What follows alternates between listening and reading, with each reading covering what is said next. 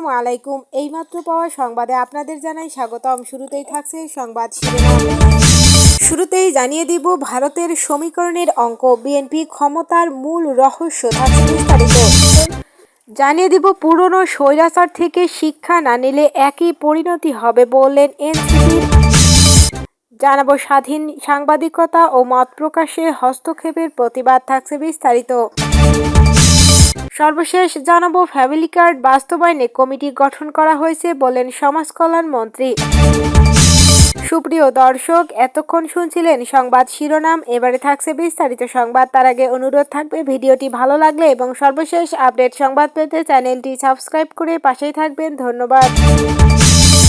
ভারতের সমীকরণের অঙ্ক, বিএনপি ক্ষমতার মূল রহস্য। পদ্মাপাড়ে পালাবদলের হাত ধরে আমূল বদলে গেল দিল্লি ঢাকা কূটনৈতিক সম্পর্ক। বলা যেতে পারে সম্পর্ক এক অন্য মাত্রা পেল। তবে সলতে পাকানো পর্বটা শুরু হয়েছিল জিয়ার অন্ত্যেষ্টিতে ভারতের বিদেশ সুব্রহ্মণ্যম জয়শঙ্করকে পাঠানোর মধ্যে দিয়ে। আমরা সকলেই জানি জিয়ার প্রয়াণের পর সাউথ ব্লক থেকে ঢাকায় পাঠানো হয়েছিল ভারতের বিদেশ মন্ত্রীকে। সেই সময় কিন্তু বাংলাদেশে ছিল একটি অন্তর্বর্তী সরকার। জয়শঙ্করের সঙ্গে দেখা করার ইচ্ছে ছিল ইউনূসের। সাউথ ব্লক সুকৌশলে তাকে এড়িয়ে গিয়েছে। সাউথ ব্লক ধরে নিয়েছিল পদ্মাপের হাসিনার ক্ষমতায় ফেরার কোনো সম্ভাবনা নেই। মসনদে বসতে চলেছেন তারেক। তিন দেশের পরবর্তী প্রধানমন্ত্রী। জিয়া বা বিএনপিকে ভারতপন্থী বলা যেতে পারে না। প্রতিবেশী রাষ্ট্রের সঙ্গে পায়ে পা মিলিয়ে চলতে হবে, এটাই দস্তর। সে কারণে জিয়ার অন্ত্যেষ্টিতে পাঠানো হয়েছিল ভারতের বিদেশ মন্ত্রীকে।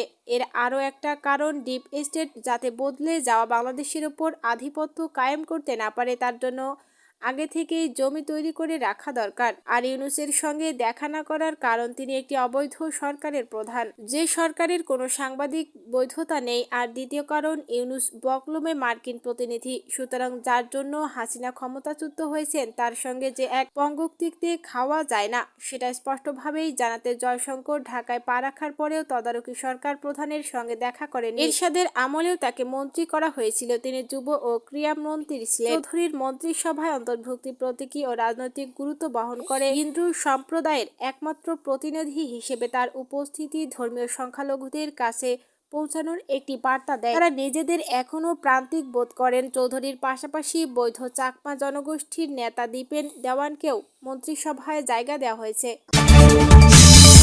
পুরনো স্বৈরাচার থেকে শিক্ষা না নিলে একই পরিণতি হবে।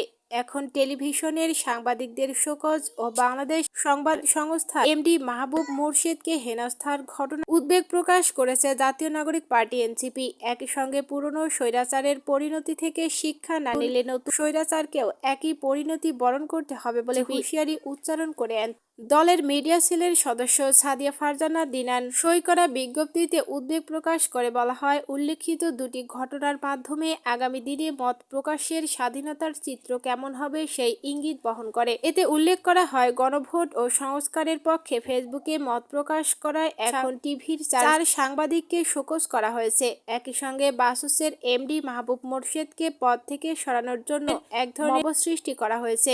এনসিপি মনে করে নতুন সরকার গঠনের একদিনের মাথায় ঘটা এই ঘটনাগুলো ভবিষ্যতে গণমাধ্যমে স্বাধীনতার করুণ চিত্রের ইঙ্গিত দেয়। জুলাই গণঅভ্যুত্থানে রক্তের মাধ্যমে অর্জিত মত প্রকাশের গণতান্ত্রিক অধিকার হারিয়ে যেতে দেয়া হবে না। স্বাধীনভাবে মত প্রকাশ ও সংস্কারের পক্ষে অবস্থান নেওয়া সাংবাদিক অবিলম্বে কর্মস্থলে ফিরিয়ে এবং বাসুসের সম্পাদককে স্বপদে বহাল রেখে মত প্রকাশের গণতান্ত্রিক ধারা অব্যাহত রাখতে হবে। স্বাধীন সাংবাদিকতা ও মত প্রকাশে হস্তক্ষেপের প্রতিবাদ। গণঅভ্যুত্থানোত্তর প্রেক্ষাপটে জুলাই অভ্যুত্থানের আকাঙ্ক্ষা ধারণকারী সাংবাদিকদের পেশাগত ও স্বাধীন মত প্রকাশের অধিকার ক্ষুণ্ণ করে জোরপূর্বক চাকরিচ্যুত করার হীন চেষ্টার তীব্র নিন্দা ও প্রতিবাদ জানিয়েছে বাংলাদেশ ইসলামী ছাত্র শিবির।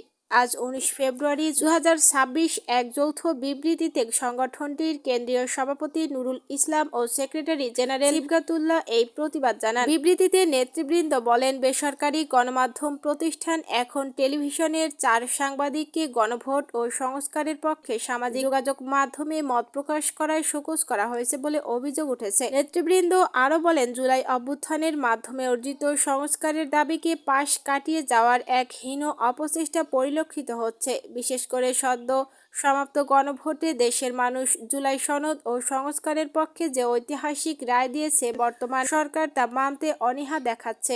একদিকে গণভোটের রায়কে অবজ্ঞা করা, অন্যদিকে গণমাধ্যম দখল ও উচ্চ পর্যায়ের দলবদ্ধদের বসিয়ে গণবিরোধী অবস্থান নিয়ে জুলাইয়ের স্পিড লালনকারী সাংবাদিকদের টার্গেট করা একই সূত্রে গাঁথা। নেতৃবৃন্দ বলেন, যারা জুলাইয়ের রক্তস্নাত আন্দোলনের প্রকৃত চিত্র জনগণের সামনে তুলে ধরে জাতিকে মুক্তি দিতে অসামান্য ভূমিকা পালন করেছেন, তাদের প্রতি এমন বৈষম্যমূলক আচরণ নতুন বাংলাদেশে বরদাস্ত করা হবে না। আমরা অবিলম্বে ফ্যাসিবাদ বিরোধী 5 সাংবাদিককে সসম্মানে শপথে পুনর্বহালের জন্য যথাযথ কর্তৃপক্ষের কাছে জোর দাবি জানাচ্ছি। পাশাপাশি গণভোটের প্রদত্ত গণমানুষের রায় ও জুলাই সনদের প্রতিফলন ঘটিয়ে রাষ্ট্র পরিচালনা নিশ্চিত করার জন্য সরকারের প্রতি উদাত্ত আহ্বান জানাচ্ছি। ফ্যামিলি কার্ড বাস্তবায়নে কমিটি গঠন করা হয়েছে বললেন সমাজ কল্যাণ মন্ত্রী। সরকারের পরিকল্পিত ফ্যামিলি কার্ড কর্মসূচি বাস্তবায়নে অর্থমন্ত্রীর নেতৃত্বে একটি কমিটি গঠন করা হয়েছে এবং 3 দিনের মধ্যে এ কমিটি প্রতিবেদন জমা দেবে বলে জানিয়েছেন সমাজ কল্যাণ মন্ত্রী ডক্টর এজেড। সচিবালয়ে এ সংক্রান্ত বৈঠক শেষে সাংবাদিকদের তিনি এ তথ্য জানান।